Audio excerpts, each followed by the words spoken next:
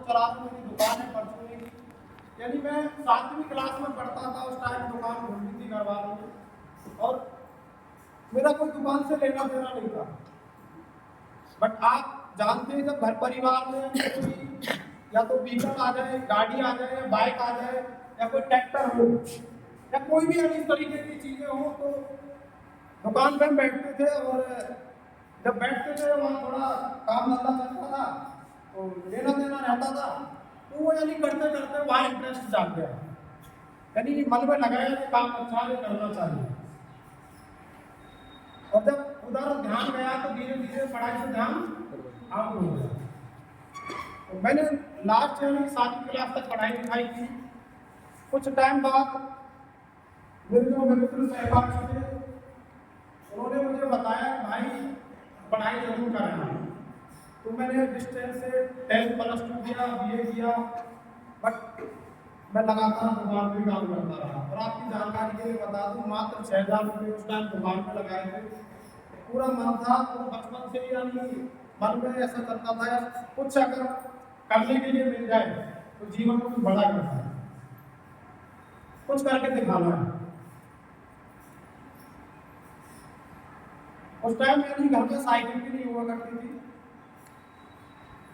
हमारे यहाँ स्कूल पे हसनपुर पे बसें चलती हैं, बहुत सारे साथी यहाँ पर साथी जानते होंगे, और बस में हम सामान लेके आते थे और पलटे जाना होता था।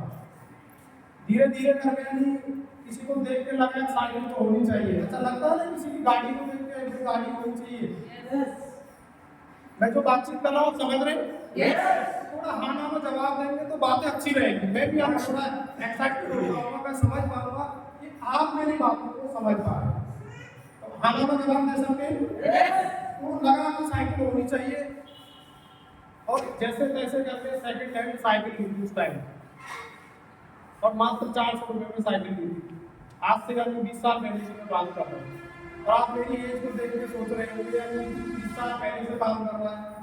22 साल हो गए मुझे दुकान करते हैं, और यानी साइकिल से मैंने अपनी दुकान को करना शुरू किया, मैं वो सामान लाता था, वो सामान सेल करता था। मतलब मुझे लगता था यार कुछ बड़ा करना है, सुविधाएं नहीं चाहिए, और वो जरूरत की चीजें जरूर चाहिए जिनसे मैं कुछ बड़ा कर सकूं।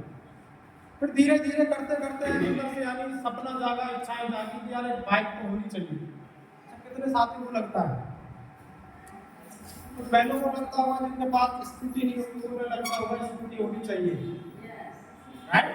उसको लगता होगा कि भाई हस्बैंड यानी कुछ खर्चे नहीं देते, खर्चे चलाने के लिए या पर्सनल खर्चे नहीं देते, तो कोई सिलाई मशीन हो तो मैं कुछ अपना घर का काम कर लूँ तो मेरा काम चल रहा है, पर्सनल खर्चे चल रहा है। ये छोटी छोटी जिज्ञासा होती है, सभी की होती है। I am right? मेरी भी थी। तो मन में यानी लगा कि बाइक होनी चाहिए, और मैंने किसी से राय नहीं ली। अब विश्वास करना, मेरे मन में यानी सब चलता रहता था, मैं विचार करता रहता था। और दिवाली पे यानी दिवाली से पहले मैंने अच्छी तैयारी की, पूरा सामान स्टॉक किया, मैंने इकट्ठा किया, और दिवाली पे बहुत अच्छा काम रहा। हम सारा सामान दुकान पे रखते थे, परचूने का गुड्डी आता है, प्लस में पटाखे वगैरह, ये सारी चीजें हम रखते थे, और काम अच्छा गया। तो दिवाली के जस्ट 2 दिन बाद मैंने 22,000 रुपये में सेकंड हैंड बाइक को परचेज किया। जब यानी कोई आप अपनी कमाई से कुछ चीजें परचेज करते हैं ना, तो आपका कॉन्फिडेंस बढ़ जाता है। हर किसी भाई का कॉन्फिडेंस बढ़ता है, हर किसी बहन का कॉन्फिडेंस बढ़ता है। चाहे आप 100 रुपये की भी कोई सामान परचेज करते हैं, तो मुझे लगा यार तू आगे बढ़ रहा है। और मैंने फिर बाइक से काम करना शुरू किया, सामान लाता था, बट मैं अपने आप को अपडेट करता रहा, यानी एक दूसरे से सीखता था। अभी हम मॉर्निंग सेशन में आप सब जितने भी साथी आते हैं, आपने वहाँ देखा होगा एक सेशन 2 दिन रहा था अमर चौधरी जी का, कितने साथियों ने सुना? और वो बड़ी गहराई से बताते हैं ऑब्जर्वेशन के बारे में। तो वैसे ही मैं अपने लेवल पे ऑब्जर्व करता रहता था, मैं और अच्छा क्या कर सकता हूँ, और प्लस क्या कर सकता हूँ, और क्या बदलाव कर सकता हूँ। करते करते फिर मैंने सेकंड हैंड गाड़ी ली, और वो मैंने 1 घंटे में ली थी, बिल्कुल पुराने मॉडल की।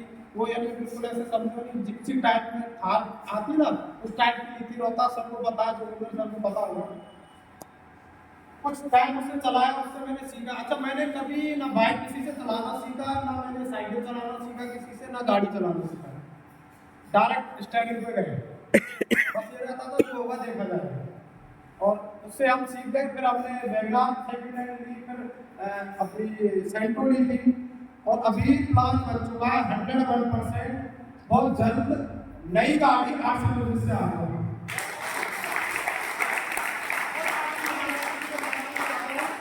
ना मैंने अपने मम्मी को, ना अपने पापा को कभी डिस्टर्ब किया, ना मैंने अपने बड़े भाई को डिस्टर्ब किया। अपने घर में अपने काम अपने अंदर से यानी काबिलियत को निकालना, बस चीजों को करेक्ट करना जरूरी है। बहुत सारे उतार चढ़ाव उस जीवन में थे, उस काम में थे, बहुत सारी दिक्कतें थी। अच्छा, दुकानदार भाई है हमारे बीच में, कुछ होंगे, एक बार हाथ दिखाएंगे दुकानदार भाई। कई सारे दुकानदार भाई हैं। और मैं आपकी जानकारी के लिए बता दूं, दुकानदारी में क्या होता है, पैसा हम लगाते हैं, चाहे हम उधार लेके लगाएं, चाहे अपनी सेविंग से हम लगाएं। और बहुत सारा सामान हम उधार पे देते हैं, सही कह रहा हूं? और उसके बाद जब हम अपना पैसा मांगते हैं तो लगता है जैसे हम भीख मांग रहे हैं, हमें लगता है कि हम कुछ उधार दे रहे हैं। और वो जो ग्राहक भाई है, जिसे देवता कहा जाता है, वो बड़ा देवता बन जाता है। हाँ, उसे लगता है कि इसका काम मेरे से चल रहा है, बाकी चलाने वाला आप सब जानते हैं वो है, उसकी मर्जी के बगैर पत्ता नहीं होता, तो जिसको जो करना रहता है वो उसका हो जाता है। तो यानी दुकानदारी में क्या है, आपने उधार दिया, आपको अपना मांगना पड़ता है। और चलते चलते ये आपसे बिजनेस मेरे जीवन में आया, मैं उस दिन को कभी नहीं भूल सकता। उस दिन मेरे पास फोन आता है कंचन सर का कि सर आप 5 मिनट मेरे घर आ सकते हो। और वो टाइम मेरे लिए सबसे शुभ टाइम था, लकी टाइम था, सबसे यानी मैं गोल्डन डे उसे मानता हूँ। अगर वो दिन वो टाइम सही ना आना होता तो हो सकता है मैं आपका भाई आपसे बिजनेस में ना होता।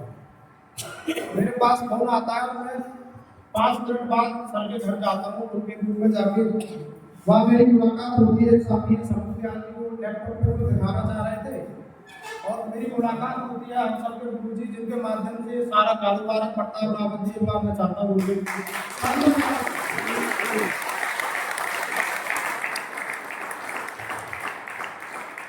बताना चाहता हूँ, मेरे से कहा गया कि भाई आज से चल रही है, दोबारा से आपको कुछ नहीं करना, सिर्फ डॉक्यूमेंट देंगे, आप विश्वास करना।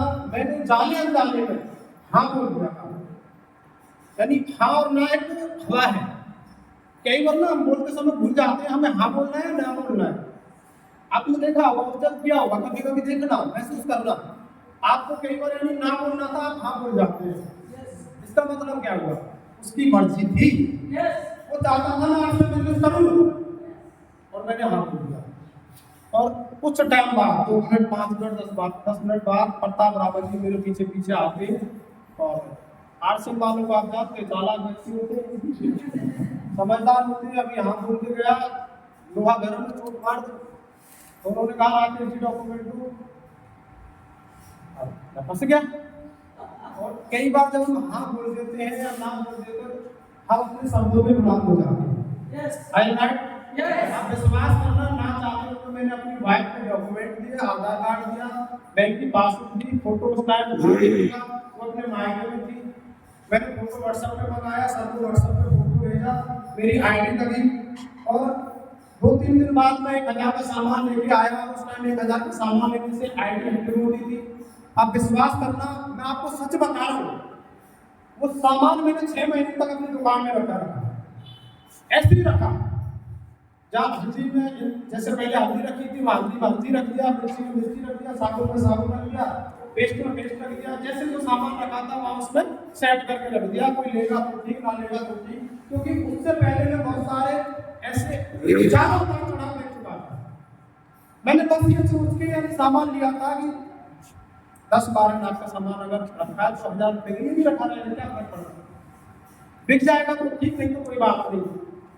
और मुझे लगा कि काम हो गया, पीछा छूट गया, क्योंकि हाँ बोल रही थी ना, हवा निकल गई। सच बता रहा हूँ। बट वहां से कहानी शुरू होती है। प्रताप रावत जी आते हैं, दुकान पे काउंटर लगा हुआ है, वो 2 दिन में, 3 दिन में, 5 दिन में, 10 दिन में आ जाते। और कई बार वो बीच बीच में कॉल करते थे। अच्छा, आपको भी करती है आपकी एम्प्लॉय को? तो साथी होते थे, फोन करके, तो मैं भी आपके जैसा तो फोन करते थे और मैं फोन को देखता, साइलेंट कर देता था, ऐसे उल्टा करके रख देता, क्योंकि आपसे करना नहीं था, सच बता रहा हूं। और बहुत बार ऐसा किया। और जब मैं फोन नहीं उठाता, 2 दिन 4 दिन बाद वो घर आ जाते, काउंटर पे आते और उसमें कोई बात करते और मैं काम से उल्टा दूसरे से निकाल देता। और इस तरीके से 6 महीने 1 साल तक चलता रहा। हेलो, क्या आप यही है सभी? एक बार क्लैपिंग कर सकते हैं?